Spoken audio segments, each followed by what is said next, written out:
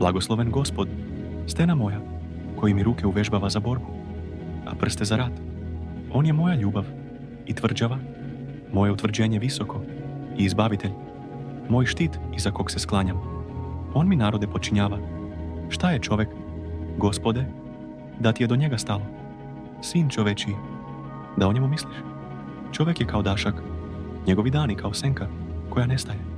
Svoja nebesa nagni, Gospode, i siđi, planine dodirni, i zadimit će se. Sevni munjom i moje neprijatelje rasprši. Svoje strele odapni i stvori pometnju među njima. Posegni rukom sa visina, istrgni me i izbavi iz silnih voda, iz ruku tuđinaca, čija usta govore laži, čija se desnica lažno zaklinje. Pevaću ti novu pesmu, Bože, svirati ti na harfi od 10 žica. Ti carevima daješ pobedu, ti svog slugu Davida istražeš ispod mača pogubnog.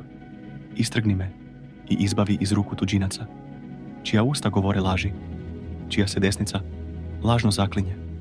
Neka nam sinovi budu kao biljke koje u svojoj mladosti narastu, a naše kćeri kao stubovi isklesani da palatu ukrase.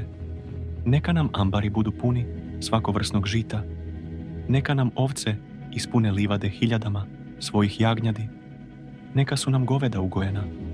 Neka niko ne provaljuje kroz zidine. Neka niko ne bude zasužnjen. Neka ne bude kuknjave na našim ulicama. Blago narodu kome je tako. Blago narodu čiji Bog je Gospod.